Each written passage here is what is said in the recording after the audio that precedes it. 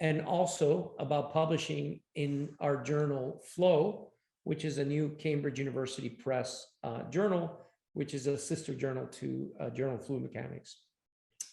So, why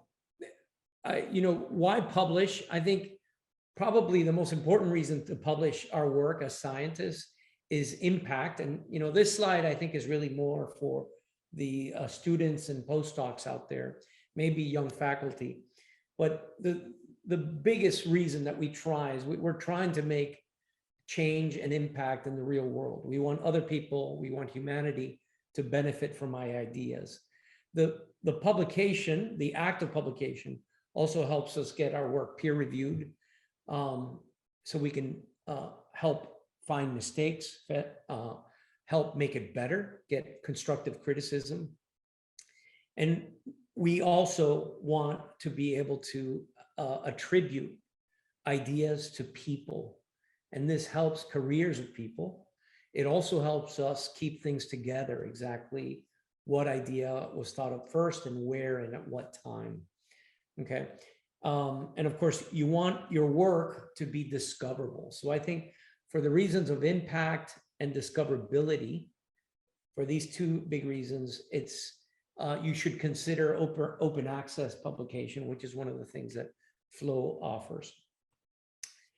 In terms of the publishing journey, I think this also is maybe for the newer scientists out there and students. But we prepare a manuscript, we sort of check it internally. Maybe we'll do that with co-authors. We then select a journal, and often this is iterative. We sometimes will think of one journal before we write it, but after we write it, we decide, okay, we're gonna change the journal. And also after we choose a journal, you might iterate and change the way you present the work. Then of course you go through peer review, and then once it's accepted, this other part is more about the job of the people, bringing the journal to publication. But in here, I think this is important feedback that you hear from peers and then update your work. And there's been many times in my own career that we had some very good issues, sometimes very tough issues raised by peer reviews. And I think in almost all cases, they make the paper better. Tough issues make the paper better. So in terms of selecting journal, I want to just present why you might select our journal. So I want to tell you a little about it. Our journal is focused on applications of fluid mechanics, but the paper itself don't have to be about fluid mechanics. There are papers where you're applying the tools of fluid mechanics to applied problems. And by applications, we mean both technologies, but also very specific descriptions of nature. Natural phenomenon would be an application of fluid mechanics. So how are we a little different and unique? Our papers are a little bit shorter format. So all of the work that you want to present may not fit in this shorter format, but because of that, we have an unlimited number of pages that you can have as supplementary information. So we have your main document. For research articles, that's about 15 pages, not including references. So it would be 15 pages, not including references, plus an unlimited amount of pages for supplementary. Then we also have Flow Rapids. You may be familiar with JFM Rapids. We have Flow Rapids. This is more like a technical note or a letter. Case studies are particular, like ad hoc cases, studies of a certain system or a certain set of cases. And then critical reviews or tutorial reviews. These are two different types of reviews, and those are a little bit longer. And we offer open access, and our hope is that you can reach a broader audience. So not just people in fluid mechanics, but this way of writing the papers and way of presenting the papers, we hope it makes it so that it has broader impact, and not just people in fluid mechanics, but the people in the field of interest. I have a couple slides just to introduce you to our very good associate editors. So these are the editors that are, helping to select the reviews of your paper. I won't go through them all, but they span many different areas of transport, of fluid mechanics, etc. Now, I'll just point out Shu Takagi, who covers a very wide range. He covers things all the way from biofluids to heat transfer to phase change, both experiments and simulation. So we're very happy to be working with Shu. Our advisory board is sort of there to help guidance. They helped us in defining the journal. And I'll just put up their slide here again. But again, we have Jeffrey Crouch from industry. We have Annie Collin from ESPCI. We have a few folks from the US, including my own colleague, Parviz Moin. We have Martin Bazan, MIT, and Srinivasan from NYU, and Raymond Goldstein of Cambridge, Mimi Cole of Berkeley. So again, as I mentioned, Flow is a companion journal, but it's very different. The JFM papers tend to be very fundamental, very focused on the fundamentals, and they tend to be a little longer with lots of depth getting into the paper, whereas our paper is more of an application with a shorter format and hopefully faster turnaround in review. And we hope that this open access makes it so that you have more impact, so more people read your paper. We try to make the papers more accessible, as in other journals that publish wide range of subjects. So, you know, I wanted to have one example, and I just chose this one example. This is a recently published paper to show you, I think, a good way to cast your paper, to design a paper to fit well in Flow. We asked for both an abstract and an impact statement. And I put here just a few quotes. But the point I want to make is that the application that they're interested in here are vertical axis wind turbines, and that are placed either on buildings, right, in a city situation. And so the geometry is actually fairly simple. These are like a test case plus two geometries where you have a turbine in the first or second building. But what I thought these authors did a very good job of is casting how this simplified experiment has potential to really impact the application. And that shows through, for example, in their impact statement, which is clearly focused on urban wind energy, and how this simplified experiment can have some insight into the application. So I think that's a great way to do it. I have here a hypothetical paper, which is my advice on how not to do it.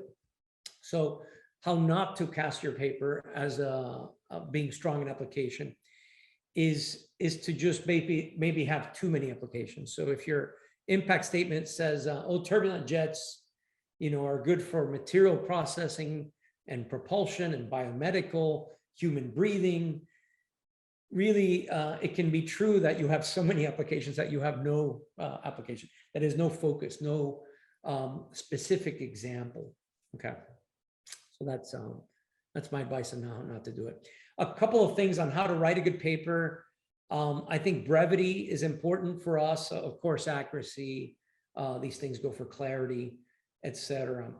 But I think our shorter format sort of forces you to put the important things in this 15 pages, and then put the rest, supporting documentation, additional data, additional cases, additional experimental details so that work can be reproduced. All of that should go in the SI.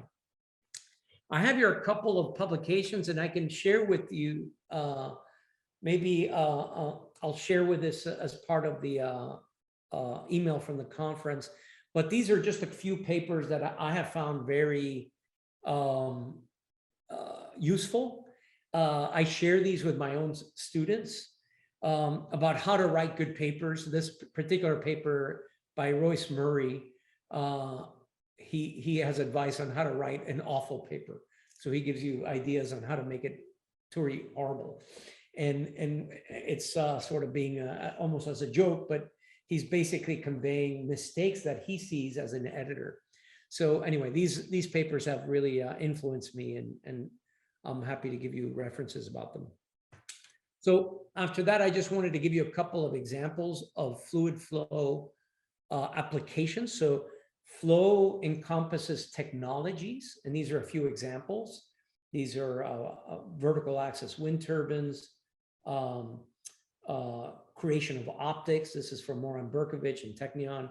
This is whole jet plane CFD, extremely applied and complex large LED simulation. Also inkjet printing of highly viscous fluids. So these are device oriented, but flow also encompasses natural phenomenon. And so this is work by Porphyry and NYU. Miles is looking here at patterns in fish swimming and how cues from the fluid mechanics might feed back to decisions that the fish make.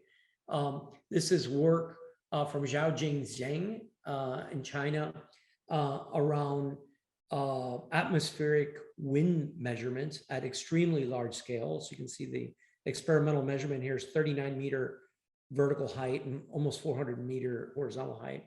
This is work by John DeBerry at Caltech around how wind influences structures like trees and how we might infer wind velocity from that. And then this is very nice work around surface waves, reduced order models for surface waves. So flow very much encompasses also descriptions of natural phenomena, and they should be specific natural phenomena, like as I've shown here.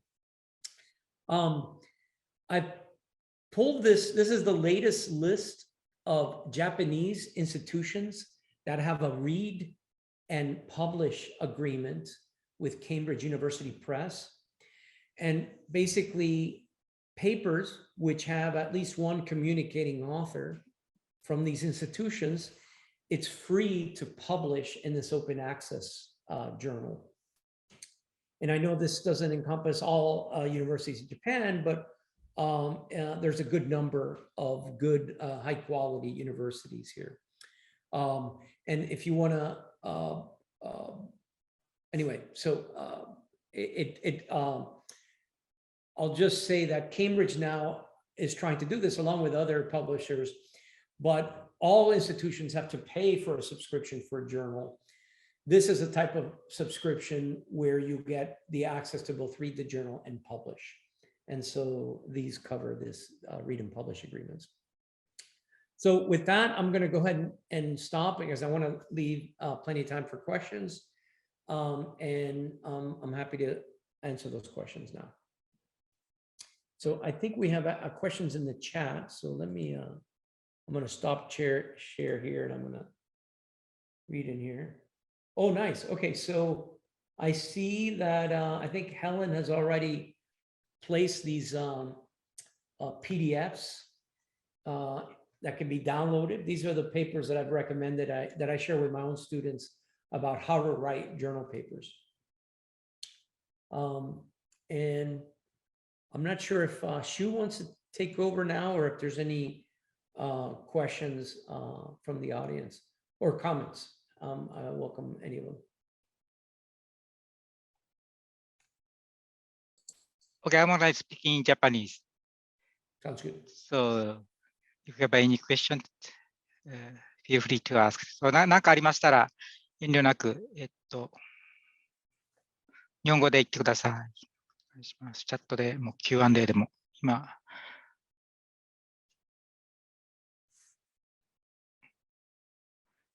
あれ、どっかに今質問入ってますか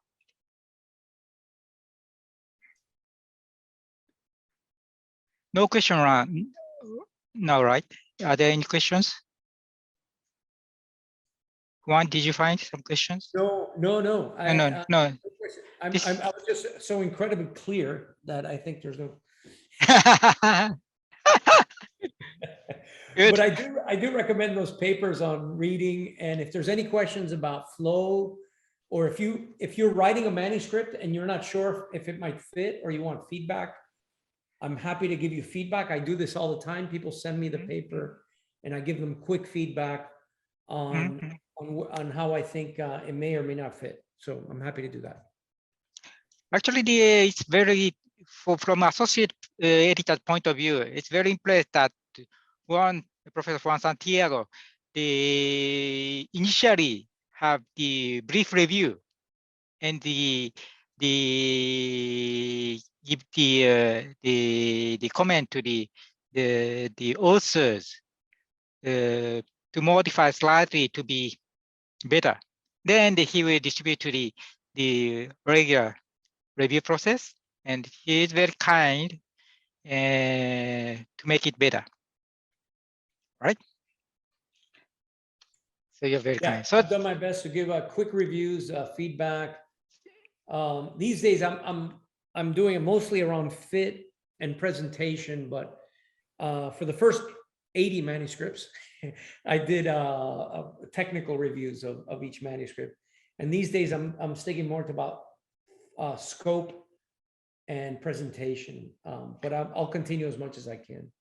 in many situations for the Japanese authors, it might not be easy to express the logical way to give the conclusion or to give the discussion. And if it is not clear, he will point it out that this paper is interesting, but not easy to understand what's going on. So please make it this part clear. Then we will go to the regular review process. That's kind of things he will suggest. It's very helpful. ということで、日本人だとなかなか英語で論文書きづらかったり、すると思うんですけども、チーフエディターのワン・サンティアゴ先生は、最初にサミットしたものをざっと読んでくれて、で、内容面白いんだけど、この部分が分かりづらいとか、この部分の英語はちょっと直した方がいいとか、全面的にちょっと英語だけは直した方がいいとか、そういうコメントもくれて、で、その下で、私たちアソシエイトエディターの方に、これをハンドリングしてくれっていう連絡が来る形なんで、すごく丁寧に対応してくれてやってますんで、ぜひとも、投稿をご検討くださればと思います。I think it's time for me to explain about open access. Right? Yes, Yes. over to you. Okay, so I'm gonna go ahead.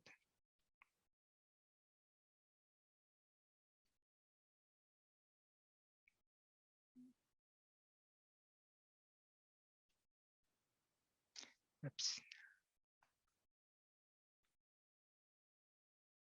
So I'm going to explain in Japanese to make it clear.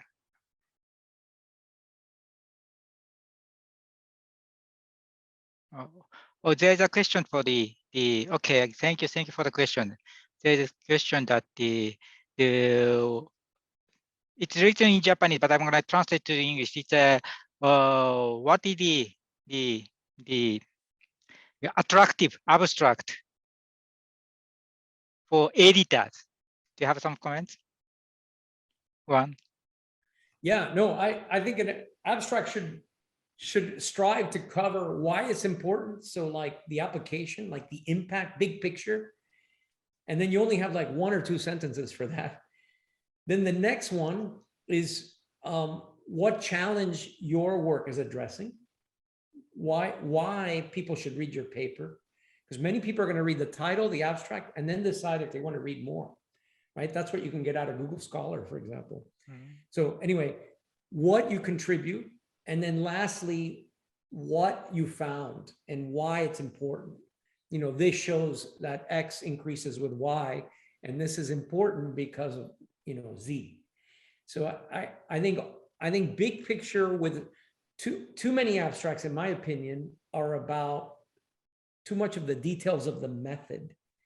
If you notice, I didn't say much about method in my suggestion. It should be like why it's important, what you found, and why it's relevant. And then, you know, you have maybe another sentence with method, but most people care more about the contribution than the method, I think. Thank you. ということで、まず最初に、大きなビッグピクチャーで、どういうことに関係して、特にこのフローの場合には、アプリケーションオリエンティッドなので、どれだけその応用上重要な話なのかっていう話がスタートにちょろちょろっと数行あって、その後に何を発見したか、で、それがどう関係しているのかってことを、まあ、3段階ぐらいにパンパンパンと書いてあまり長くなりすぎないというのがポイントかと思います。はい。では、いきたいと思います。このジャーナル、オープンアクセスの形式をとっていて、オープンアクセスのメリットについて、まあ、私が説明することになっておりますので、説明したいと思います。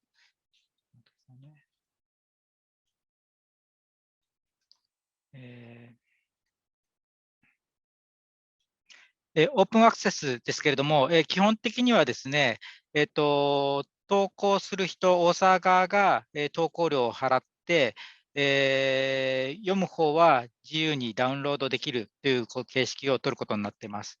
日本だと結構なんか投稿料払うジャーナルありますよね。私関係していると日本機械学会論文とかそういう形式を取ってるんですけど、日本の場合には昔は投稿料も払って、なおかつ読むときも購読料も払うという二重取りになっていたんですけども、海外のトップジャーナルは、まあ、JFM とそうですけども、投稿者は投稿料を払わずに、リプリントを作るときにはリプリントの代金を追加分かなんかを払う必要がありましたけども、基本的には、購読する方ですね、読む方がその本の購読料を払うという形式をとっていたんですけども、オープンアクセスっていうのは自由にアクセスできるということで、その自由にアクセスできる分で、このジャーナルを維持するための費用っていうのは、投稿する方が出すという形を取ることになります。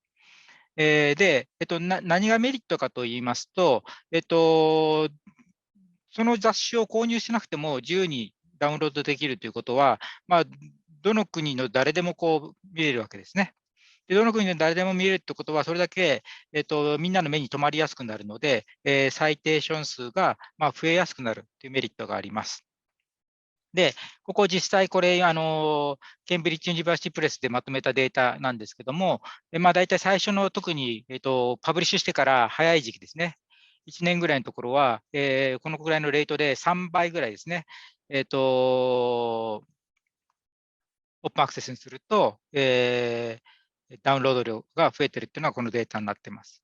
点々点で表されているのが、従来のやり方の、方法で、まあ、購読料を払って読む方が払う形式ですけども、実践で表している方が、オープンアクセスになったもので、まあ、当然ですけど、オープンアクセスになれば、その雑誌を購入しなくても見ることができるので、非常に、ダウンロード数が増えていることをこう表しています。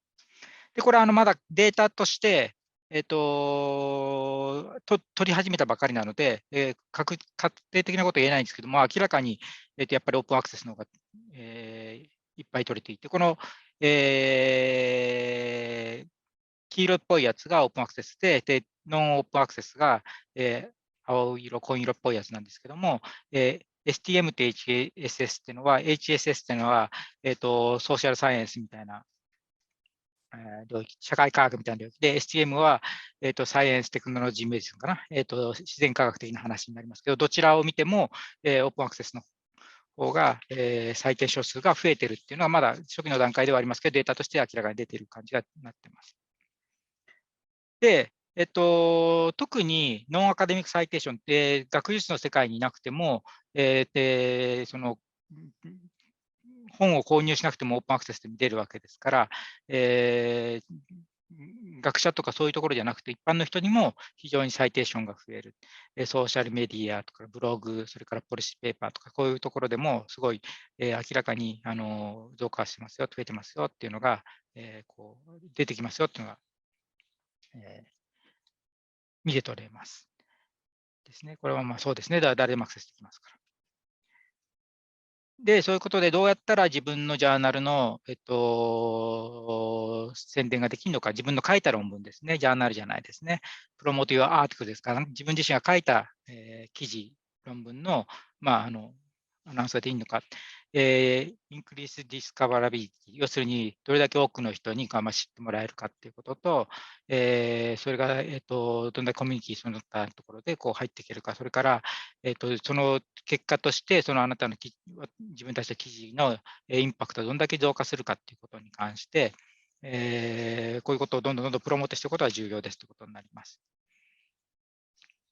ね、で、自分たちの、書いたものを、どんどん宣伝していくときに、い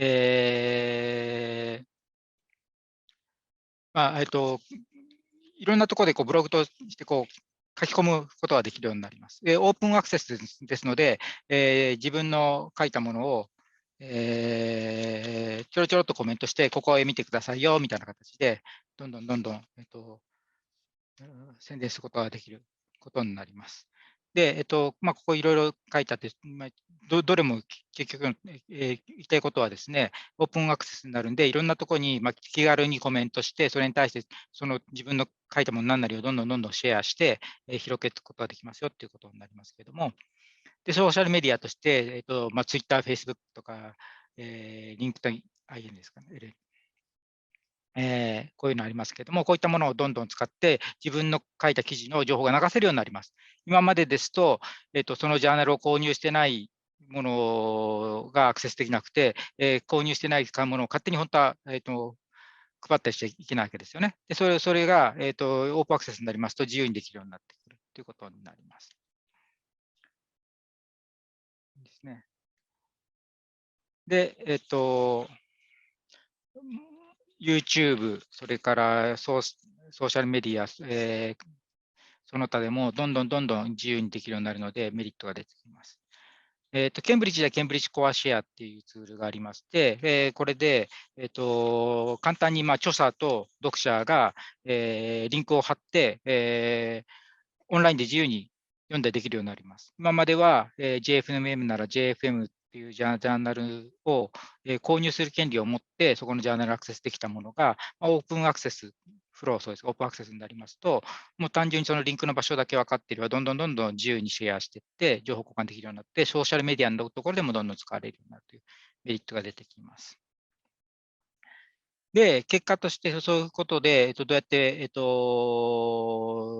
パクトを上げていったものを、測るのかってことになりますけれども、今までですね、例えばインパクトファクターとか H インデックスとかいうのが、その自分の研究業績を評価するときによく使われたりするわけですね。自分だけじゃなくて多種の研究業績。ウェーブオブサイエンス、ここにあるようなところで、例えばインパクトファクター、その他こういうふうにいろいろ議論されるわけですけども、オープンアクセスが、主流になってくると、こういう指標だけではなくて、どれだけそれが社会的に、よく広まっているか、社会的にインパクトを与えたかっていうような別の指標も必要になってきたりします。ですね、今までのところのこういくと、スコーパ、セルスピア、こういうふうにやっていろいろ、仮計算方法についていろんなルールがあるわけですね。そういったものの指標以外のものが出てきて、その中にここにありますアルトメトリックっていう指標が注目されています。これは結局オープンアクセスになりますから、今まで学者が学者同士サイテーションしたそういう話だけではなくて、自分の書いた記事がどれだけ社会的インパクトを与えたかみたいなところで、SNS とか、自由にアクセスできるようなところで議論されて、新聞とか記事の話題になる、テレビの話題になる、YouTube の話題になるようなもので、どのくらいそういうところで評価されたか、まさしくフロー、ジャーナルフローっていうのはですね、応用を対象にしてますので、基礎のすごく難しい論文だけだったら、ひょっとしたら学者さんが中心に読むようなところだけで終わってしまうかもしれないんですけども、オープンアクセスで応用にすごく興味があると、こんな応用はこういうところに重要なポイントがあるんだと、そういうところを、広く知ってもらうことができることになります。でその上で、さらにこの研究ではそれに対してこういう成果が得られている。今後こういうことが期待できる。ですね。まさしく、マスメディアの、興味を持ってもらって、どんどんそういう宣伝がいろんなところで、知られることになりますから、自分の研究がより、社会に影響も与え、さらに知ってもらえるきっかけにもなります。で、Google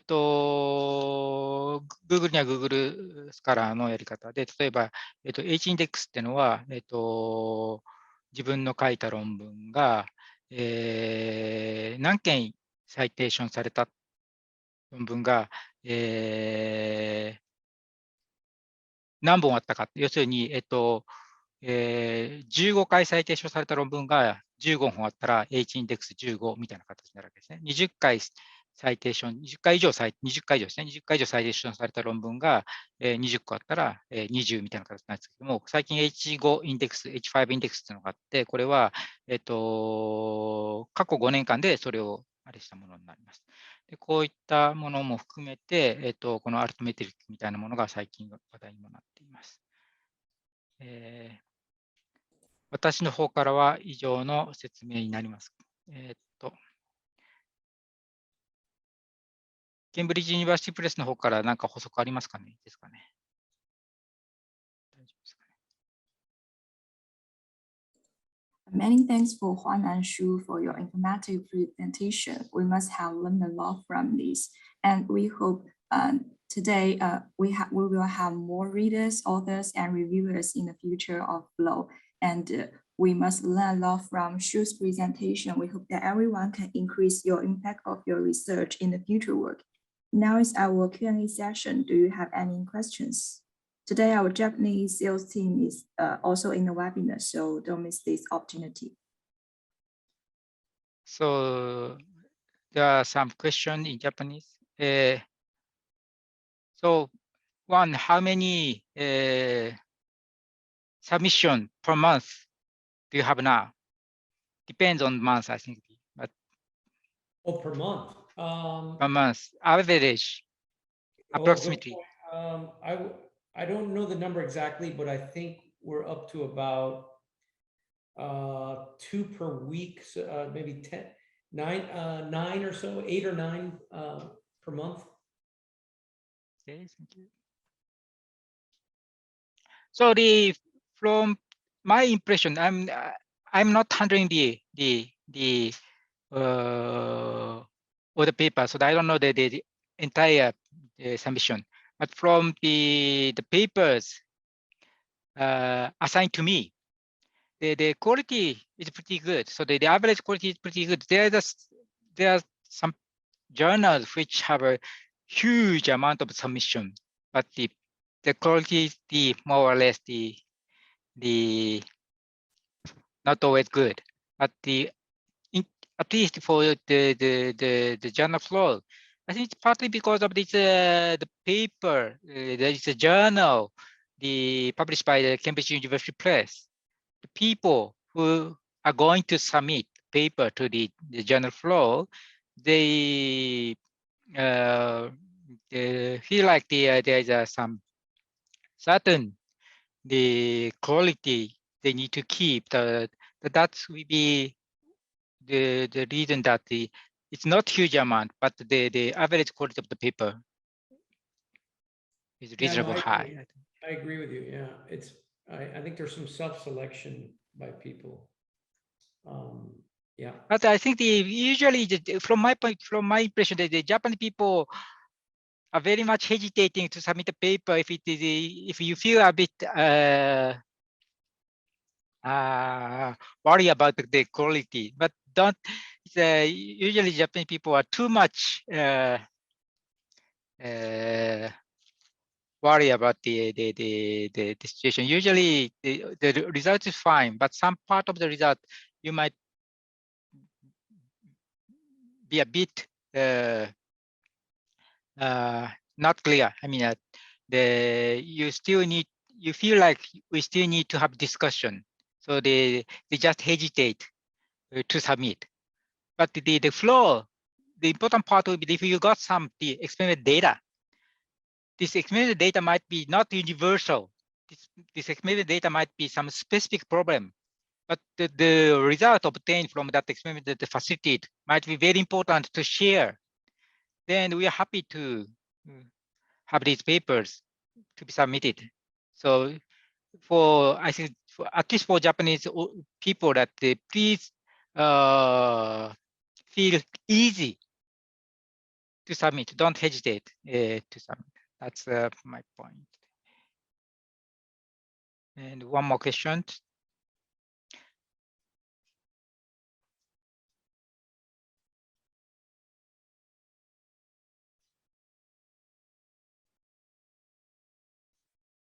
There's a Yes, question in the question and answer field. Not just yes, the- yes, I'm reading Japanese and try to translate to English. Okay, that's why I.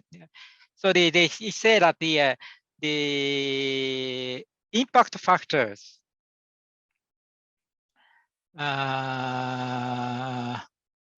is often used to evaluate the researchers, but the number of the downloaded, the number of the downloaded will be the good factor. So if you have the open access paper, and the number of the paper downloaded will be a good indicator to evaluate the value of the paper. So what do you think about that? So because the impact factor itself is not their own papers quality, but that is reflected the journal's influence. So you mean that if I have a paper published in the great journal, you have a big impact factor numbers, but it doesn't mean that the paper is good. The journal is good, but doesn't mean the paper is good. Right? So but if you have the open access and the paper was downloaded by a huge amount of people, then we can actually say that this is the many people are interested in these contents, and that will be the good the barometer to evaluate the achievement. And that is actually the one reason yes, and the number of citation. Yes. That will be the good one of the good advantage for the open access, right? Yeah, I will say we it takes time before you can get an impact factor. So we have now just been open and publishing papers for 12 months. So we're just the journal, we are submitting an application to Scopus to be listed in Scopus. And then other things like Web of Science, which influences and I think even operates the impact factor, it takes longer to get in. So I appreciate the comment because I don't have those statistics with me, but I'd like to see how many people are downloading flow papers so that we can talk about that since we don't yet have an impact factor.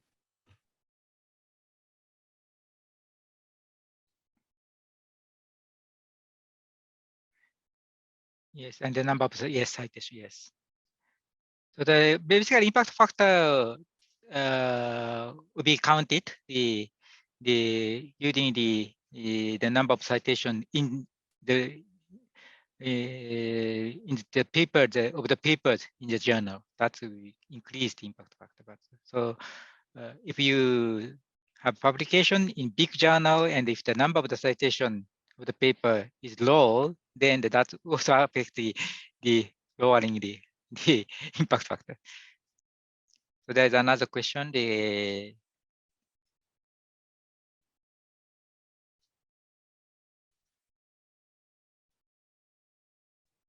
There's also there's English, so you can read. I heard some authors have been hesitated to be used the article commercially. It is an old-fashioned thinking way among academic researchers now. So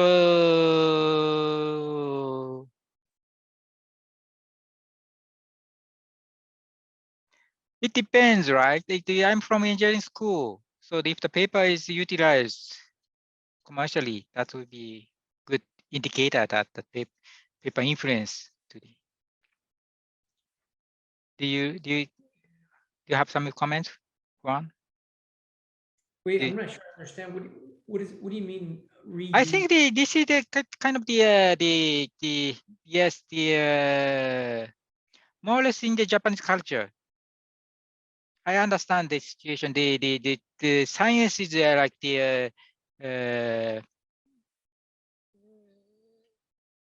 to be like purely academic. So the commercial usage, I mean, if the paper is commercially used, it's like the paper is utilized for the business purpose.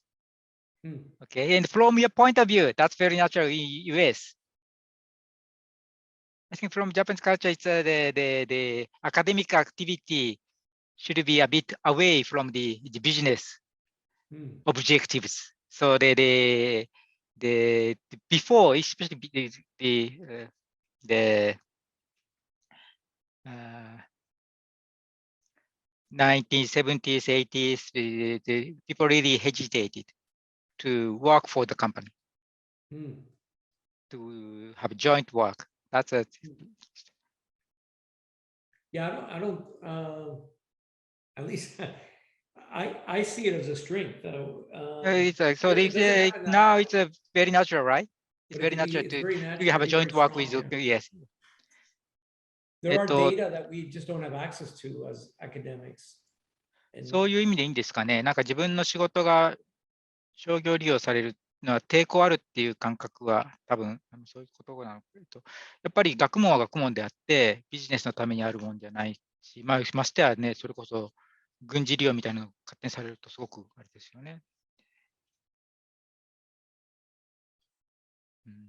なんですけども、多分アメリカとかそういう欧米的な感覚だと、もともとやっぱり工学っていうもの自身がそういうところにスタートポイントがあったので、こういうフローみたいなのは理学だけじゃなくて、アプリケーションオリエンティッドなんで、それほどなんかこう商業利用されることに違和感ないっていう感じはあるのかなと思ったりしますけど。Yes, there's another question. You can read it, right? Yes.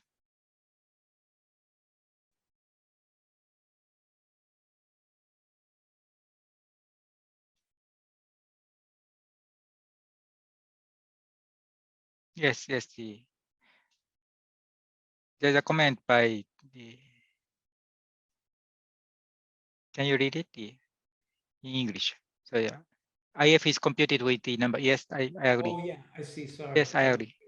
Questions. If I have a computer with the number of citations, papers.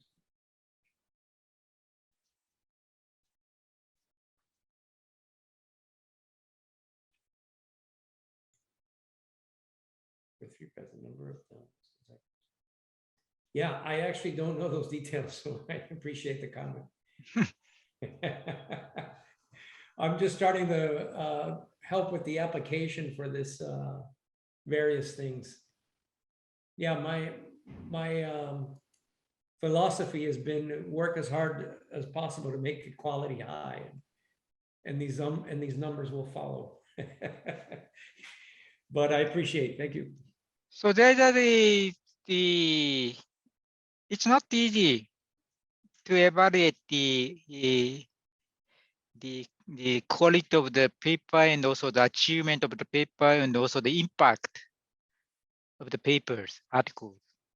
And because if the open access is getting more popular, then the number of the download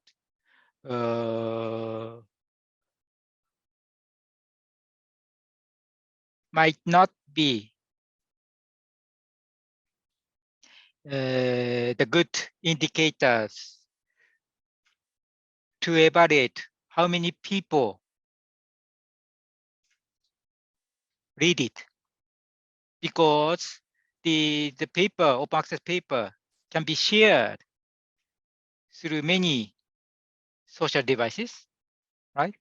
So if the contents are cited in the newspaper, for example, and many people read it, and they are very impressed with the conclusion, then they might not download the paper, but that the articles have a huge impact to the society, right?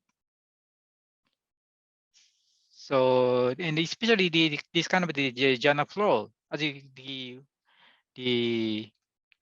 Professor Santiago mentioned, that it takes time to get the good impact factors, but because of the contents are application oriented, so the contents might have a big impact to some society, and that will be easily accessed by having the open access,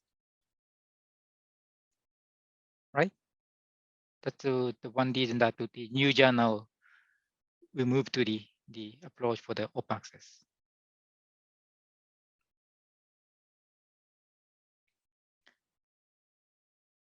Yes. From Cambridge University Press side, do you have some comments? I would like to hear. If I'm not correct, could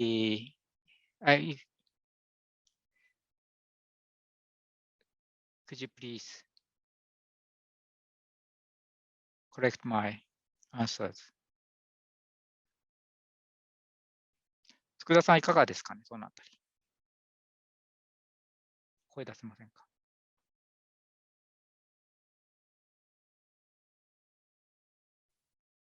高木先生、ありがとうございました。